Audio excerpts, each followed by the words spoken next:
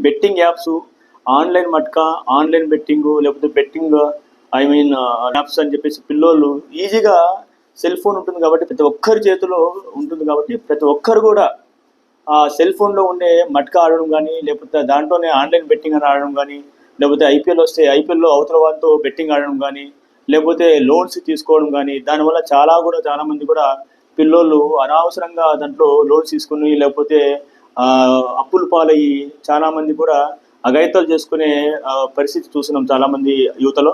కాబట్టి అలాంటి బారిన పిల్లలు ఎవరు కూడా పడకుండా ఎవరైతే తల్లిదండ్రులు ఉంటారో వాళ్ళ పిల్లలు సెల్ ఫోన్‌లో ఏం చూస్తున్నారు? క్రికెట్ బెట్టింగ్ ఆడుతున్నారా? లేకపోతే ఆన్‌లైన్ మట్కా ఆడుతున్నారా? లేకపోతే ఏదైనా